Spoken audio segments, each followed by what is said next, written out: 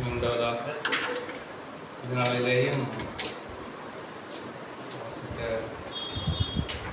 நீதிமொழிகள் 15ஆம் அதிகாரத்தினுடைய இந்த நாளில் வசனங்களுக்காக கர்த்தரை ஸ்தோத்திரிப்போம். 13-15ஆம் அதிகாரத்தின் 3வது வசனத்தை வாசிப்போம். கர்த்தரின் கண்கள் எவ்விடத்திலும் இருந்து நல்லோரையும் தீயோரையும் நோக்கி பார்க்கிறது. இதுக்கு ஒத்த இன்னொரு வசனம் வந்து 2 நாளாகவும் 16ஆம் அதிகாரம் 9வது வசனம். 2 நாளாகவும் 16ஆம் அதிகாரம் 9வது வசனம். தம்மை பற்றி உத்தம இருதயத்தோடு இருக்கிறவருக்கு தம்முடைய வளமை விளக்கம் பண்ணும்படி கர்த்தருடைய கண்கள் பூமி எங்கும் உலாவிக் கொண்டிருக்கிறது. இந்த விஷயத்தில் மறியில்லாதவராய் இருந்தீர், ஆகையால் இது முதல் கொண்டு உமக்கு உத்தமர் நேர்ந்தோம்.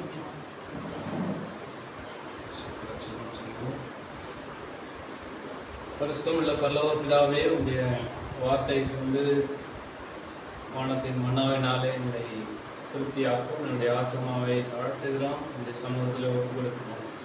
பரிசுத்த ஆவியானவர் எங்களை நிரப்பும் உடைய சத்தத்தை உணர்ந்து கொள்ளக்கூடிய பாக்கியத்தை தான் ஆண்டவராக இயேசு கிறிஸ்துவின் நாமத்தின் மூலம் வேண்டிக்கிறோம். நல்ல பிதாவே.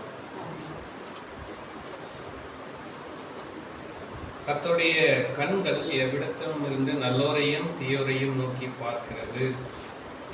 நீதிமொழிகள் 15ஆம் அதிகாரத்துடைய இந்த வார்த்தை கர்த்தர் பரலோகத்திலிருந்து நம்மை காண்கிறவராக இருக்கிறார். அதுலேயும் முக்கியமாக அவருடைய பிள்ளைகளை கூர்ந்து கவனிக்கிறவராக இருக்கிறார். அதுவும் அவரை சேவிக்கிற அவருடைய பிள்ளைகளை, தம்மை பற்றி உத்தம இருதயத்தோடு இருக்கிறவர்களுக்கு தம்முடைய வல்லமையை விளங்க பண்ணும்படி கர்த்தருடைய கண்கள் பூமி எங்கும் உலாவிக் கொண்டே இருக்கிறது என்று சொல்லி எழுதியிருக்கிறது. கர்த்தருடைய தாசர்கள், கர்த்தரை பின்பற்றுகிறவர்கள், கர்த்தருக்கு முழு மனதோடு கூட கர்த்தரை சேவிக்கிறவர்கள், கர்த்தருடைய சித்தத்தை செய்ய தங்களை அர்ப்பணித்திருக்கிறவர்கள், இப்படிப்பட்டவர்களுக்காக கர்த்தர் எப்பொழுதும் அவர்களை கண்ணோக்கி பார்த்து கொண்டே இருக்கிறார். அவர்களிடத்திலே தம்முடைய வல்லமையை அவர் இன்றைக்கும் விளங்க பண்ணுகிறவராக இருக்கிறார். இதான் கர்த்தருடைய பெரிதான சித்தத்தை அவர் செய்யத்தக்கதாக, இந்த பூமியிலே செய்யத்தக்கதாக அவர் தம்முடைய சித்தத்தை இந்த பூமியிலே செய்யத்தக்கதாக அவர் எப்பொழுதும் அவருக்காக பணிவிடை செய்ய அர்ப்பணம் உள்ளவர்களை எதிர்பார்க்கிறார், நோக்கி பார்க்கிறார், தேடிக்கொண்டிருக்கிறார். இதுதான் முக்கியமான விஷயம். அதற்காக தான் இன்னைக்கு 2 பேரை பார்க்கலாம். அவங்க பேர் வந்து சவுல்.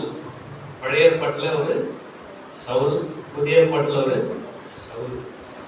இவங்க வந்து 2 பேருமே பார்த்தீங்கன்னா இந்த பழைய ஏற்பாட்டினுடைய சவுலை வந்து கர்த்தர் தான் அபிஷேகம் பண்ணினார் இல்லையா? கர்த்தர் தான் இந்த சவுலை அபிஷேகம் பண்ணினார். ஆனாலும் கர்த்தரை அவனுடைய கிரியைகள் நிமித்தமாக, அவன் செய்த காரியத்தின் நிமித்தமாக கர்த்தர் அவனை வெறுக்கக்கூடிய நிலைமைக்கு அந்த சவுல் மாறிவிட்டார். அதே இந்த நீதிமொழிகள் 15:8 வாசிக்கிறோம். துன்மார்க்குடைய பலி கர்த்தருக்கு அருவருப்பானது, செம்மையானவர்களின் ஜெபமும் அவருக்கு பிரியம். இந்த துன்மார்க்குடைய பலி கர்த்தருக்கு அருவருப்பானதுங்கும் போது இந்த பலி செலுத்துகிற காரியத்தை அந்த பழைய ஏற்பாட்டில் சவுல் வந்து கர்த்தருடைய சமூகத்திலே அவர் செய்தது அருவருப்பான காரியமும் மாறி போனது. ஆனால் செம்மையானவர்களுடைய ஜெபம் அவருக்கு பிரியம் என்று சொல்லும் பொழுது புதிய ஏற்பாட்டிலே வாழ்ந்த சவுல், அப்போஸ்தலர் நடவடிக்கைகள் 7ஆம் அதிகாரம் 60வது வசனம். அவனோ முழங்கால் படியிட்டு, ஆண்டவரே, இவர்கள் மேல் இந்த பாவத்தை சுமத்தார் இரும் என்று மிகுந்த சத்தமிட்டு சொன்னான். இப்படி சொல்லி நிற்கிறேன். கர்த்தராகிய இயேசு கிறிஸ்துவை பற்றிய உண்மையோடும் உத்தமத்தோடும் வாழ்ந்த இந்த மனுஷன் அப்போஸ்தலர் 7ஆம் அதிகாரம் 60வது வசனத்தில் சொல்லப்பட்ட ஸ்டீஃபன். இந்த ஸ்தேவானுடைய ஜெபம் எப்படி கர்த்தருடைய சமூகத்தில் அங்கீகரிக்கப்படுகிறது நாம் வாசிக்கிறோம். முழங்கால் படியிட்டு இந்த பாவத்தை இந்த ஜனங்கள் மீது சுமத்தாதிரும் என்று சொல்லி செம்மையான ஒரு மனுஷனுடைய ஜெபம்.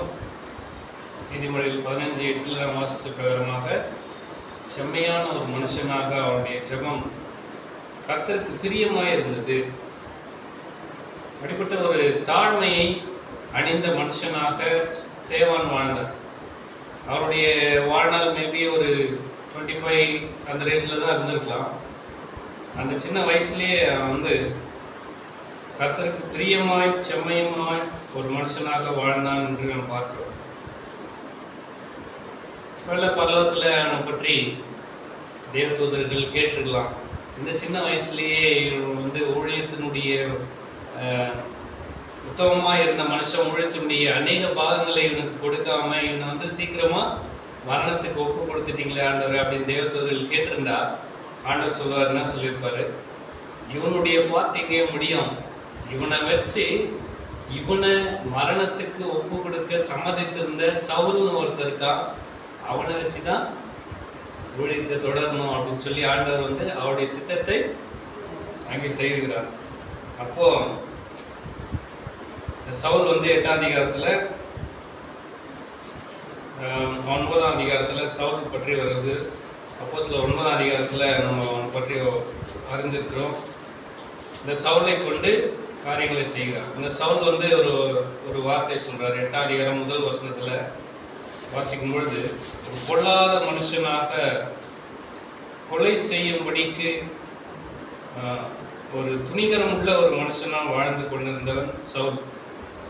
கிறிஸ்துவ மார்க்கத்தை முற்றிலுமாக அழிக்க வேண்டும் என்று சொல்லி கிறிஸ்தவர்களை குண்டோடும் அடியோட வேரோடு அழித்து விட வேண்டும் என்று சொல்லி ஒரு முடிவெடுத்த ஒரு மனுஷன் தான் சவுல். இந்த மாதிரியான சவுலை தான் ஆண்டவர் தெரிந்தெடுத்தார். ஆனா பரிசுத்த ஆவியை பெறாத ஒரு மனுஷனா அவன் பழைய ஏற்பாட்டை அறிந்தவனாக இருந்தான். கமாலியன் என்கிறதான ஒரு மனுஷனுடைய தத்துவ ஞானியினுடைய சமூகத்தில் இருந்து அவன் கல்வி பயின்றான் என்று வாசிக்கிறோம். அப்படிப்பட்ட ஒரு சவுல் பழைய ஏற்பாட்டை முழுவதுமாக அறிந்திருந்த ஒரு மனுஷன். மல்கியா வரைக்கும் அவனுக்கு நல்லா தெளிவாக தெரியும். நியாயப்பிரமாணத்தை கற்றறிந்தவர், நியாயப்பிரமாணத்திலே அதிலே வளர்ந்த ஆள். அப்படிப்பட்ட மனுஷன் என்ன நினைக்கிறாரு, இந்த இயேசு கிறிஸ்து தேவனுடைய குமாரன் இல்லை, இவர் கிறிஸ்து அல்ல, இவரை பின்பற்றி செல்லுகிறவர்களை அழித்து விட வேண்டும், இந்த மதம் அப்படி சொல்லுகிறது, இது தேவ தூஷணம், நியாயப்பிரமாணத்தின்படி அழிக்கப்படத்தக்கவர்கள் அப்படின்னு சொல்லி அந்த ஒரு வெறியோடு அலைஞ்சிட்டு இருந்த ஒரு ஆள். அப்படிப்பட்ட ஒரு என்ன சொல்றது, இந்த பக்தியில இருந்த ஒரு வெறி, அந்த மாதிரியான ஒரு மனுஷனா சவுல் வாழ்ந்துட்டு இருந்தார். அதெல்லாம் ஆண்டவர் அவரை லேசா அப்படி திருப்பின உடனே அப்படியே டேன் அரவுண்ட், அப்படியே மனம் திரும்பி ரிட்டர்ன் ஆகிட்டார். போயிட்டு இருந்த பாதையிலேருந்து மனம் திரும்பின பொழுது எங்கே டமஸ்கோவுக்கு போயிட்டு இருந்தார். அவருடைய மனம் திருப்பப்பட்டது. அங்கே அவர் ஆண்டவரை சந்தித்த இடத்துல, ஆண்டவரே நான் என்ன செய்யவே நீ சித்தமா இருக்கு அப்படின்ற கேட்கக்கூடிய பகுத்தறிவுள்ளவனாக தான் மாறினான். ஆனா பழைய ஏற்பாட்டில் நம்ம வாசிக்கிற இந்த சவுல் வந்து அவனும் ஒரு சாதாரணமா சிறுமையிலிருந்து எடுக்கப்பட்ட ஆள் தான். இந்த சவுல் வந்து இந்த புதிய ஏற்பாட்டில் சவுல் ரட்சிக்கப்பட்ட சவுல் வந்து அப்போஸ்தலர் 11ஆம் அதிகாரம் 26வது வசனத்தில் வாசிக்கும் பொழுது, அப்போஸ்தலர் 11:26, அவர்கள் 1 வருஷ காலமாய் சபையாரோடு கூடியிருந்து அநேக ஜனங்களுக்கு உபதேசம் பண்ணினார்கள். முதல் அந்தியோகியாவிலே சீஷர்களுக்கு கிறிஸ்தவர்கள் என்று பெயர் வழங்கிற்று. இங்க 25வது வசனத்துல பர்னபாஸ் சவுலை தேடி தர்சுவுக்கு புறப்பட்டு போய் அவனை கண்டு அந்தியோகியாவுக்கு அழைத்து கொண்டு வந்தான். சவுலும் பர்னபாவும் சேர்ந்து ஊழியம் செய்தார்கள். இந்த மனம் திரும்பின சவுல் முழுவதுமாக தன்னை அர்ப்பணித்து கர்த்தருக்கென்று அவர் செய்த ஊழியத்தினால முதல்ல கிறிஸ்தவர்கள் அப்படின்ற பேர் ஆன்டியாக் சர்ச், அந்தியோகியாவில் இருக்கிற சீஷர்களுக்கு கிறிஸ்தவர்கள் என்ற பெயர் வழங்கப்பட்டது. இன்னைக்கு நான் கிறிஸ்டியன் அப்படின்னு நான் சொல்லிக்கிறேன்னா இதனுடைய ஆரம்பம் எங்கிருந்து வந்தது? Antioch search. அங்கே தான் முதல்ல கிறிஸ்தவர்கள் அப்படின்ற பெயர் வழங்கப்பட்டது. அதுக்கு மூல காரணம் யாரு? சவுல். சவுலும் பர்னபாவும் சேர்ந்து அந்த ஊழியத்தை செய்தார்கள். அங்கே தங்கி அந்த ஊழியத்தை செய்தார்கள். அதனால அந்த இதுக்கு காரணம் என்னன்னு சொன்னா, அவன் வந்து பர்னபா இந்த சவுல் வந்து தான் கற்றறிந்த அந்த பழைய ஏற்பாட்டினுடைய மூளை அறிவிலே அல்ல, வந்து 3 வருஷமா, ஒருவேளை வந்து 3 வருஷமா அங்கே கமாலியன் இடத்துல பாடம் கற்று இருந்துக்கலாம். ஆண்டவர் சொல்றாரு, நீ படித்த அந்த பைபிள் காலேஜ் நாலேஜ் எல்லாம் அதெல்லாம் முதல்ல விடு. பைபிள் காலேஜில் படிச்சியே அந்த பழைய ஏற்பாட்டுடைய அறிவு அதெல்லாம் விட்டுட்டு நான் சொல்கிற மாதிரி கேள்வி சொல்லி அவனை எங்கே கூட்டிகிட்டு போனார்? சவுல கலாத்தியருக்கு இருந்திருக்கும்.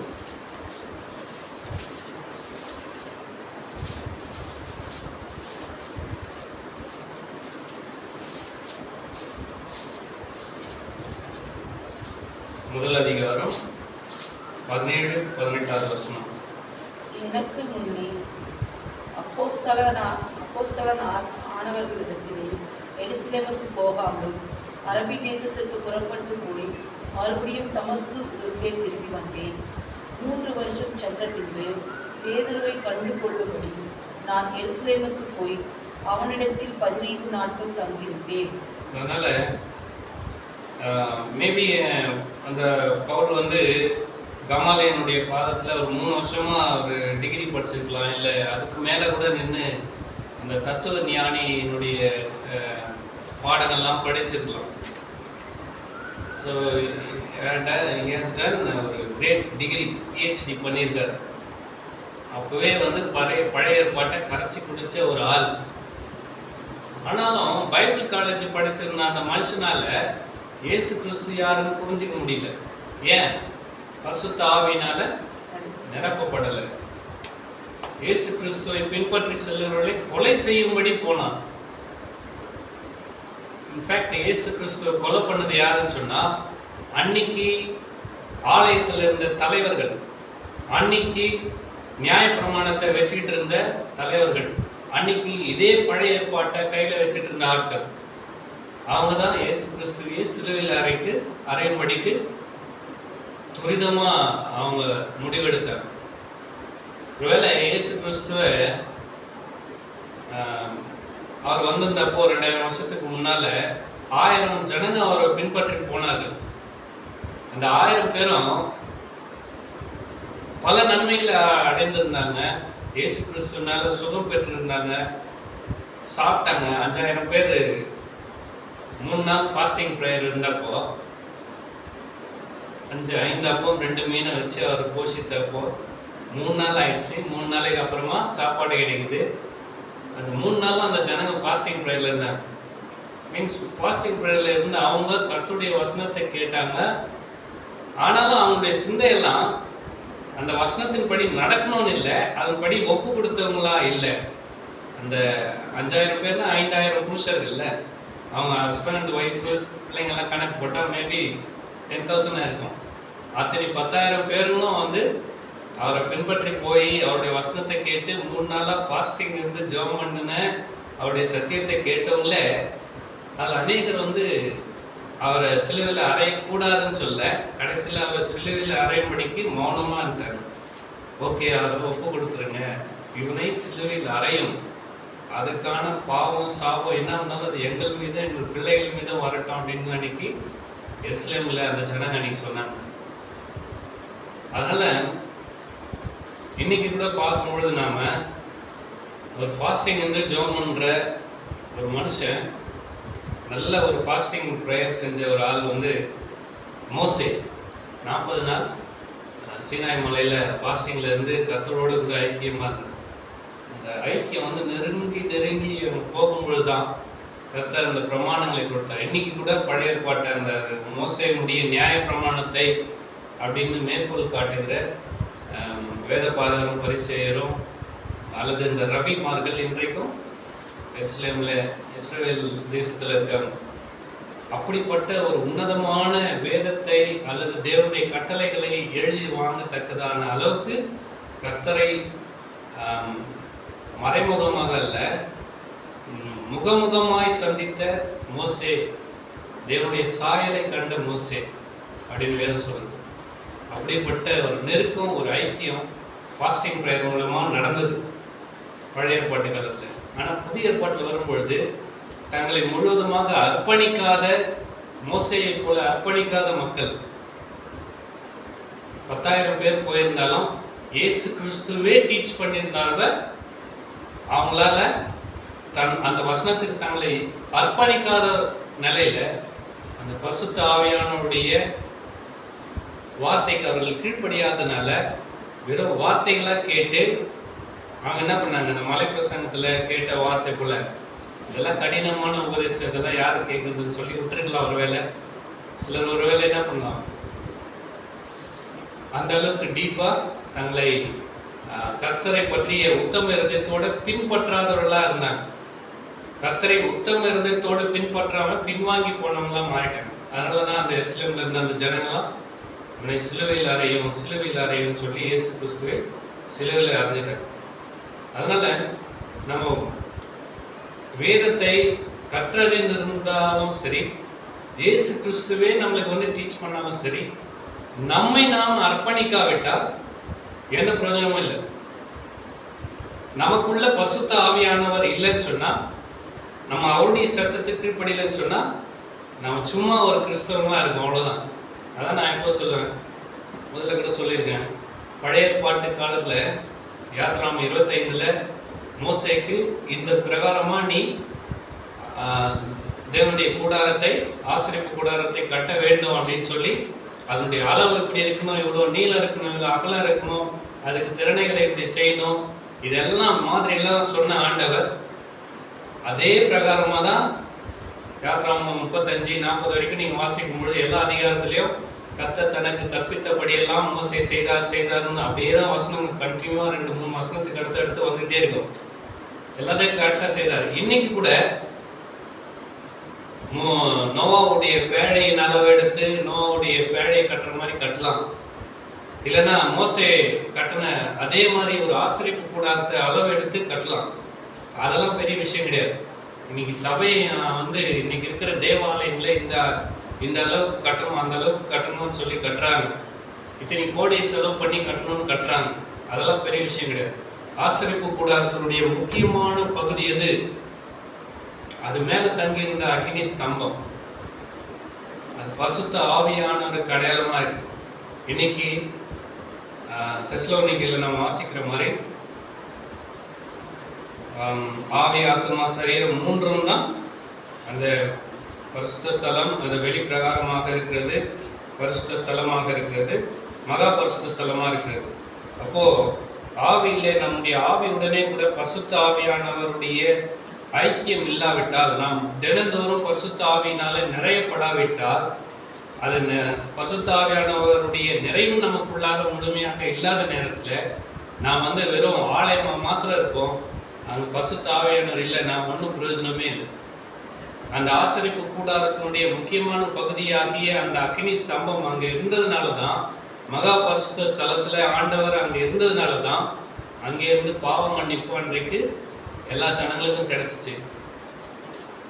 அங்கே ஒரு உடன்படிக்கை பெட்டி இருந்தது. அங்கே இருந்து இந்த கேருபீன்கள் மத்தியிலிருந்து ஆண்டவர் பேசுவார். அதனால நாம் கிறிஸ்தவங்கன்னு சொல்லிக்கிட்டு பேரளவு கிறிஸ்தவங்களா இருந்தாலோ, அல்லது 100 கோடி ரூபாய் போட்டு தேவாலயத்தை கட்டிட்டேன் நானு, அதே மாதிரி அளவெடுத்து கட்டி இருக்கிறேன், இப்படி கட்டி இருக்கிற பிரமாண்டமான கட்டடமா இருக்குது அப்படின்னு சொன்னாலோ, இல்லை நாமளே ஒரு கிறிஸ்தவங்கன்னு சொல்லிட்டு இருக்கிற நாமளே இருந்தாலும் சரி, நமக்குள்ள பரிசுத்த ஆவி இல்லைனாலோ, கர்த்தருடைய வீடுன்னு சொல்லுகிற இடத்துல பரிசுத்த ஆவியானவர் இல்லைனாலோ வேஸ்ட். அதுக்கு என்ன வேணும்னா அர்ப்பணம் தேவை. ஸோ இந்த பழைய ஏற்பாட்டு சவுல் அர்ப்பணம் இல்லாமல வாழ்ந்தான் இல்லையா? 1 சாமுவேல் 10ஆம் அதிகாரம் 22வது வசனத்தில் பார்க்கும்பொழுது அந்த மனுஷன் ஒரு சிறுமையான ஒரு நிலைமையிலேருந்து தான் எடுக்கப்பட்டார் இல்லைங்களா. 10ஆம் அதிகாரம் 22வது வசனத்தில் நீங்கள் வாசிக்கும்பொழுது ஒரு சவுல் வந்து ஒரு சாதாரண ஒரு குடும்பத்திலேருந்து வந்த ஒரு மனுஷன். அதே போல் நீங்கள் 1 சாமுவேல் 15ஆம் அதிகாரத்தில் வாசிக்கும்பொழுது 15ஆம் அதிகாரம் 17லேருந்து 23 வரைக்கும் வாசிக்கும்பொழுது சவுலை பற்றி சொல்லுகிறது. அந்த சாதாரணமான மனுஷனாக இருந்தாலும் அவனுக்கு வந்து தேவனிடத்தில் ஒரு முழு அர்ப்பணம் இல்லாததுனால அவனுடைய பெருமையும் அவனுடைய சுயநீதியும் அங்கே வெளிப்படுறதை பார்க்குறோம். 1 சாமுவேல் 15ஆம் அதிகாரம் 17லேருந்து நீங்கள் வாசிச்சிங்கன்னா 17, 18, 19 வாசிக்கும்பொழுது 23 வரைக்கும் 19 நீ இப்படி இருக்க, நீ கர்த்தருடைய சொல்லை கேளாமல் கொள்ளையின் மேல் பறந்து கர்த்தருடைய பார்வைக்கு பொல்லாப்பானதை செய்தது என்ன என்றான் அப்படின்னு. இப்போ சாமுவேல் வந்து ஒரு எச்சரிப்பின் சத்தத்தை அங்கே கொடுக்குறார். சவுல் செய்த பாவம் அங்கே எழுதப்பட்டிருக்கிறது. அதனால சவுல் வந்து ராஜாவாக இருந்தாலும் இஸ்ரவேல் ஜனங்கள் மேலே அபிஷேகம் பண்ணப்பட்டவராக இருந்தாலும் தாவீது வந்து அநேக இடத்துல சொல்லும் பொழுது நீங்கள் பார்த்தீங்கன்னா தாவீது வந்து 2 சாமுவேல் 1ஆம் அதிகாரத்தில் கூட வாசிக்கும் பொழுது அங்கே வந்து ஒரு உபவாசம் பண்ணி ஒரு ஜெபம் செஞ்சு அழுது புலம்புவாங்க. ஏன்? சவுல் செத்துட்டான். சவுலும் அவருடைய மகனாகிய தாவீதுக்கு க்ளோஸ் ஃப்ரெண்டு யோனத்தானும் கர்த்தருடைய ஜனங்கள் இஸ்ரவேல் குடும்பத்தார் அவங்களாம் பட்டயத்தினால விழுந்து அவங்க மடிந்து போயிருப்பாங்க. அதனால தாவீது ரொம்ப அழுது உபவாசம் பண்ணி அழுவோம். ஆனாலும் சொல்லும் பொழுது அநேக இடங்களில் தாவீது சொல்கிறாரு, அடிக்கடி பயன்படுத்துகிற வார்த்தைன்னா கர்த்தரால் அபிஷேகம் பண்ணப்பட்ட மனுஷன், கர்த்தரால் அபிஷேகம் பண்ணப்பட்ட மனுஷன். அவனை கொலை செய்யறதுக்கு இந்த பெலிஸ்தீனுக்கு எவ்வளோ தைரியம் இருக்கும் அப்படின்னு சொல்லி யார் சொன்னதுன்னா அந்த பெலிஸ்தீனை வச்சு தான் அந்த சவுல் வந்து நீ என்னை கொன்று போடு அப்படின்னு சொல்லி அவன் ஒரு வாலிபன் இடத்துல சொல்லுவான். ஆனால் அந்த வாலிபன் வந்து பெலிஸ்தீனாக இருப்பான் இல்லைங்களா, படிச்சிருக்கோம். அப்படிப்பட்ட அந்த பெலிஸ்தீனை அந்த நியூஸ் எடுத்துன்னு போய் தாவீதுகிட்ட சொன்னானே, அவனையே கொண்டு போட்டுறான். ஏன்னா கர்த்தர் அபிஷேகம் பண்ணின மேலே நீ கை போட துணிந்தது என்ன அப்படின்னு சொல்லி. அதனால் தாவீது ரொம்ப ஒரு மதிப்பு கொடுத்த ஒரு மனுஷன் தான் சவுல். ஆனாலும் அபிஷேகம் பெற்ற அந்த சவுல் தைலத்தினால் அபிஷேகம் பண்ணி அந்த சவுலை ராஜாவாக மாற்றின பொழுது கூட இந்த மனுஷன் அந்த அபிஷேகத்துக்கு கீழ்பட்டில்லை. அதாவது தன்னை முழுவதுமாக கர்த்தருக்கு அர்ப்பணித்தில்லை. தன்னிலே பெருமை வந்தது. தன்னிலே பெருமையும் பொறாமையும் வந்தது இல்லைங்களா. அந்த தாவீது ஜெயித்த பொழுது இவனுக்குள்ள தாவீது மேலே ஒரு பொறாமை வந்தது. அதெல்லாம் நம்ம வாசிக்கிறோம். அப்போது சவுலுக்கு அந்த பெருமையும் பொறாமையும் இதெல்லாம் வந்து என்ன வெளிப்படுத்துது? அவனுக்குள்ள தாழ்மை இல்லாத போனதுனால கர்த்தருக்கு அவன் முழுவதுமாக தன்னை அர்ப்பணிக்காத பட்சத்தில் அவனுடைய பலியாக இருந்தாலும் அவன் ராஜாவாக இருந்தாலும் இஸ்ரவேலின் மேல் ராஜாவாக அபிஷேகம் பண்ணப்பட்டிருந்தாலும் அவன் பரிசுத்த ஆவியானவருக்கு கீழ்ப்படியாததுனால அவனை ஆண்டவர் தள்ளிவிட்டார். 1 சாமுவேல் 19ஆம் அதிகாரத்தில் வாசிக்கும் பொழுது தாவீதை கொல்லணும், அவனை எப்படியாவது சாகடிக்கணும் அப்படின்னு நினைக்கிற ஒரு பொறாமையின் எண்ணம் அவனுக்குள்ளாக வந்தது. அது எப்போ வந்துச்சு? அந்த 1 சாமுவேல் 18ஆம் அதிகாரம் 7வது வசனத்துல வாசிக்கும் பொழுது அவங்க வந்து அவன் பாட்டு பாடுறாங்க. அங்கே இருக்கிற ஸ்திரீங்கெல்லாம் தாவீது கொன்றது அது மாதிரி அவங்க அந்த பாட்டெல்லாம் கேட்ட உடனே இவனுக்கு ரொம்ப பொறாமையின் எண்ணம் வந்துருச்சு. அதனால இவன் அபிஷேகம் பண்ணப்பட்டவனா இருந்தும் இவனுக்குள்ள அந்த மாம்சீக எண்ணத்தினால இவன் வந்து பொறுமை இல்லாமல் இந்த பொறாமை உடையவனாக பெருமை உள்ளவனாக வாழ்ந்தான். அதனால தேவன் நமக்கு வைத்திருக்கிற எல்லைக்குள்ளாக நாம் தேவனுக்கு முழுவதுமாக அர்ப்பணிக்கிற ஒரு காரியம் தேவை. அர்ப்பணிப்பு இல்லைன்னு சொன்னா அது வேஸ்ட். ஆனா இதே வந்து பழைய பாட்டினுடைய காரியம் எப்படி இந்த சவுல், இந்த புதிய பாட்டினுடைய சவுலை நாம் வாசிச்சோம். அவர் எப்படி தன்னை தாழ்த்தினாரு. அவன் எப்போ ஆண்டவரை கேட்டு ஆண்டவரை நான் தமஸ்கு போகிற வழியில ஆண்டவரை சந்தித்தானோ அப்போ தன்னை முழுவதுமாக அர்ப்பணித்தான். ஆண்டவரை நான் என்ன செய்ய நீர் சித்தமா இருக்கிறேன். ஒவ்வொரு நாளும் ஒரு பக்தியினுடைய ஒரு கேள்வி இதுதான் ஜெபத்துல. ஆண்டவரை நான் என்ன செய்ய நீர் சித்தமா இருக்கிறேன். இந்த காரியத்தை குறித்து உன்னுடைய சித்தம் என்ன. இதுதான் கேட்டு கேட்டு கேட்டு தன்னை தாழ்த்தி தாழ்த்தி தாழ்த்தி இந்த சவுல் வந்து எப்படி தாழ்த்தினார் நம்ம பார்க்கலாம். 1 கொரிந்தியர் 15ஆம் அதிகாரம்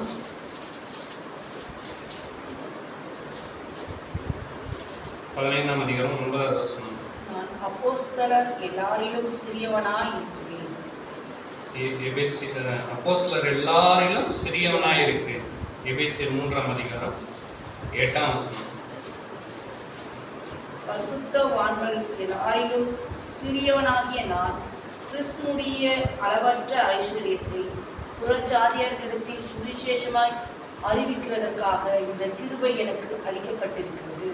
இப்போ இவனுக்குள்ள பெருமை இல்லை, இந்த தாழ்மை எப்படி வருது பாருங்க ஸ்டெப் பை ஸ்டெப்பா. ஃபர்ஸ்ட் அப்போஸ்தலர்கள் எல்லாரையும் நான் சிறியவன் அப்படின்னு தன்னை சவுல் வந்து தன்னை தாழ்த்தினார். இப்போ எபேசியர் அப்படியே அடுத்து வரும்பொழுது எபேசியருக்கு சபைகளை நிறுவின பொழுது எபேசியருக்கு எழுதும் பொழுது எப்படி எழுதுறாரு, பரிசுத்தவான்கள் எல்லாரிலும் நான் சிறியவன் அப்படின்னு சொல்லி தன்னை தாழ்த்துறார். இன்னும் ஒரு படி மேலே போயிட்டு 1 தீமோத்தேயு 1ஆம் அதிகாரம் 15வது வசனத்துக்கு வரும்பொழுது பாவிகளை ரட்சிக்க கிறிஸ்து இயேசு உலகத்தில் வந்தார் என்கிற வார்த்தை உண்மையும் எல்லா அங்கீகரிப்புக்கும் பாத்திரமுமானது. அவர்களில் பிரதான பாவி நான். தன்னை பரிசுத்தவான்களில் சிறியவன் சொன்னார். முதல்ல அப்போஸ்தலர் சிறியவன், அப்புறமா பரிசுத்தவான்களில் சிறியவன் சொல்லி இப்போ நான் பிரதான பாவி.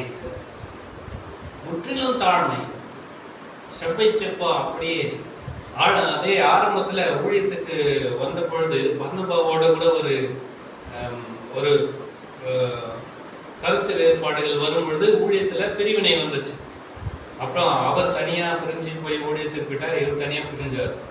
ஆனா இந்த தாழ்மை வர வர வர கர்த்தரிடத்துல அதிகமா நெருக்கமா சேர சேர அந்த ஐக்கியம் கர்த்தரோட கூட அதிகமாகும் பொழுது அவர் பரலோகத்திலிருந்து பெற்றுக்கொண்ட அந்த வெளிப்பாட்டுக்கெல்லாம் அவர் தன்னை கீழ்ப்படுத்தி தன்னை முழுவதுமாக அர்ப்பணித்த பொழுது நான் எவ்வளவு பெரிய பாவி, தேவன் எவ்வளவு பரிசுத்தர், அவருக்கு முன்னாடி நான் பிரதான பாவித்தார்.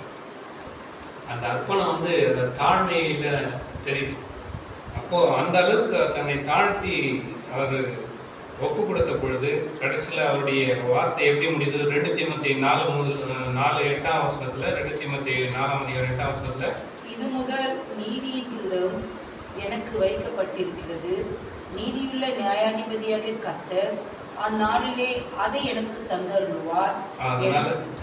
அதனால இவர் வந்து அந்த விசுவாசத்தினுடைய அறிக்கையா சொல்றாரு, என்னை முற்றிலுமா தாழ்த்தி என்னை முற்றிலுமா அர்ப்பணித்திருக்கிறேன், அவருடைய வேலையை செய்து முடித்திருக்கிறேன், நல்ல போராட்டத்தை போராடினேன். நல்ல போராட்டம்னா இந்த உலகத்துல பிசாசும் நம்மளை ரொம்ப சோதிக்கிறோம்னா அல்லது நிறைய கிரிகளை செய்கிறோம்னா இருக்கிறோம், நமக்கு விரோதமா செய்யணும். எப்படி கர்த்தருடைய கண்கள் நமக்கு நன்மை செய்யும்படிக்கு அவரை முற்றிலுமாக பற்றி கொண்டு அவருக்கு முற்றிலுமாய் தாழ்த்தி ஒப்பு கொடுக்கிற அர்ப்பணம் உள்ளவர்கள் மேல் அவருடைய கண்கள் எப்படி நோக்கமா இருக்கிறோ, அதே போல பரிசுத்தவான்கள் மேல் குறி வைத்து சாத்தானும் கண் வைத்து பார்த்து கொண்டே இருக்கிறான். அதான் உண்மை. 1 பேதுரு 5ஆம் அதிகாரம் 8ஆம் வசனத்துல வாசிக்க. 1 பேதுரு 5ஆம் அதிகாரம் 8ஆம் வசனத்துல தெரிந்த புத்தி உள்ளவர்களாயிருங்கள், விழித்திருங்கள், ஏனெனில் உங்கள் எதிராளியாகிய பிசாசானவன் வெற்றிக்கிற சிங்கம் போல் எவனை விழுங்கலாமோ என்று வகை தேடி சுற்றித் திரிகிறான். கர்த்தர் நம்ம மேல எப்படி நோக்கமா இருக்கிறோம், அதே போல பிசாசும் வகை தேடி சுற்றி திரிகிறான். 24/24 ஹார்ட் ஒர்க் பண்ணக்கூடிய ஒரு ஆள். எஸ்பெஷலி அவன் யாரை எய்மை பண்றான்னு சொன்னா பரிசுத்தவான்கள் மேலே பயங்கரமா அவனுக்கு ஒரு மூத்த வெறி இருக்கு. இவங்களை எப்படியாவது கீழ்த்தரணும், எப்படியாவது. அதனால என்ன பண்றான், அந்த பெருமையான எண்ணங்களை கொண்டு வந்து கொடுக்குறான். ஊழியத்துல ரொம்ப அர்ப்பணம் உள்ளவனா போனா என்ன பண்றான்? உன்னாலதான் இதெல்லாம் கட்டப்பட்டுச்சு, உன்னாலதான் இவ்வளவு ஜனங்க வந்தாங்க அப்படின்ற ஒரு பெருமை ஒரு வேலை கொண்டு வந்து கொடுக்கலாம். அதனாலதான் அதுக்கு முன்னாடி வசனமே என்ன சொல்லுது? 5:5 தாழ்மை உள்ளவர்களுக்கு கிருபை அளிக்கிறார், பெருமை உள்ளவர்களுக்கு தேவனை எதிர்த்து நிற்கிறார். அதனால இந்த பெருமையினால் விழுந்து போன அந்த சவுளை போல அல்ல, நம்மை நாமே தாழ்த்தும் போது நமக்கு கொடுக்கப்பட்டிருக்கிற அர்ப்பணிப்பினுடைய முழு இருதயத்தோடு கூட நம்மை அர்ப்பணித்திருக்கும் பொழுது நமக்கு கொடுக்கப்பட்டிருக்கிற பரிசுத்த ஆவியானவர் மகிமைப்படத்தக்கதா நம்ம அவருடைய சித்தத்தை மாத்திரம் நோக்கி செய்யும் பொழுது பரிசுத்தத்தின் மேல் பரிசுத்தம் அடையவும் இன்னும் அதிகமாக அவரிடத்துல சேருவோம். இதுக்காக தான் நம்மை மேன்மைப்படுத்தக்கூடாது, நம்மை பெருமையாக நாம் எண்ணிக்கொள்ளக்கூடாதுன்னு சொல்லி தான் ஆண்டவர் நமக்கு, அதாவது சவுலுக்கு அப்படிதான் சரீரத்துல ஒரு முள் கொடுத்து சாத்தானுடைய தூதனாக அந்த முள் அது கொட்டிக்கிட்டே இருந்துச்சு. காலம் பூராவும் சாகர வரைக்கும் அந்த முள் எடுக்கப்படவில்லை. அது நல்லது, ஏன்னா பெருமை வரக்கூடாதுன்னு கொடுக்கப்பட்டவங்க. அதனால தாழ்மையில இருக்கும்போது நமக்கு நன்மையான காரியங்கள் நமக்குள்ளாக அந்த பழைய பாட்டு சவுல் போல பெருமை வராதபடிக்கு கர்த்தர் நம்மை பாதுகாப்பதற்கு ஒருவேளை நம்முடைய சரீரத்துல வியாதியோ பலவீனமோ அல்லது குறைபாடுகளோ இருக்கிறது நல்லது. அதை கர்த்தரே அனுமதிச்சிருக்கிறான்னு சொல்லி அவருடைய சமூகத்துல நாமே ஒப்பு கொடுக்கணும், அதை ஏத்துக்கணும். அப்படி இருக்கும் பொழுது அவருடைய பிரசன்னமாகுதலை நாம் விரும்பும் பொழுது அவரை போலவே நாம் மாறிவிடுவோம். அந்த காரியத்தை பரிசுத்த ஆவியானவர் என்ன செய்வார்? அதான் 3:3 வாசிக்கிறோம் தினந்தோறும். ஏன்னா அவர் வெளிப்படும் பொழுது அவரை போலவே அவருக்கு ஒப்பாயிருப்போம். இந்த எண்ணத்தோட கூட நம்ம வாழும் பொழுது நாமே தினந்தோறும் சுத்திகரித்துக் கொள்வோம். சுத்திகரித்துக் கொள்ளும் பொழுது நாளுக்கு நாள் பரிசுத்தம். அதான் கடைசியா வெளிப்படுத்தல் முடியும் போது, இந்த வேதம் முடியும் பொழுது பரிசுத்தமாக இருக்கிறவன் இன்னும் 22:11 வாசிக்கிறோம். அல்ல, இன்னும் நாமே பரிசுத்தம் ஆகும்படிக்கு தாழ்மை நமக்கு ரொம்ப முக்கியம். அப்படியே தாழ்மையில நம்ம ஒப்பு கொடுக்கும் பொழுது அவர் அவருடைய சித்தத்தையும் செய்வார். நமக்கும் ஏற்ற நாளிலே நீதியின் பீடம் கொடுக்கணும். கர்த்தர் நம்மை அப்படியாக வேடத்தை செபிப்போம். எங்கள் பரிசுத்தமுள்ள பரலோக பிதாவே, கர்த்தராக இயேசு கிறிஸ்துவின் நாமத்திலே உங்கள் சமூகத்தில் வருகிறோம். உடைய வார்த்தைகளுக்காக நன்றி செலுத்துகிறோம். புதிய ஏற்பாட்டில் நாங்கள் வாசித்த சவுளை போல அந்த சவுல் பவுலாக மாற்றி கர்த்தாவே தன்னை முழுவதுமாக கர்த்தருக்கு முன்பாக தாழ்த்தி ஆண்டவரை ஒப்பு கொடுத்த பொழுது தம்மை பற்றிய உத்தம இருதயத்தோடு இருக்கிறவர்களுக்கு தம்முடைய மகிமையை விளங்க பண்ணும்படிக்கு அவர்களை பாதுகாத்து அவர்களை உயர்த்துகிற தேவனாய் நீர் இருக்கிறீர். அவர்கள் மீது உங்களுடைய கண்கள் எப்பொழுதும் நோக்கமாய் இருக்கிறது நாங்கள் அறிந்திருக்கிறோம் கர்த்தாவே. அதனால எங்களை தாழ்த்தி ஒப்பு கொடுக்கிறோம். எங்களுக்குள்ளாக பெருமை, எங்களுக்குள்ளாக பொறாமை, மாம்சீகமான எண்ணங்கள் எல்லாம் வராதபடிக்கு பரிசுத்த ஆவியானவருக்கு முழுவதுமாக எங்களை அர்ப்பணிக்கிறோம். எங்களை நிரப்பும். ஆண்டவராகிய இயேசு கிறிஸ்துவின் நாமத்தில் வேண்டிக் ஒரு நல்ல பிதாவே.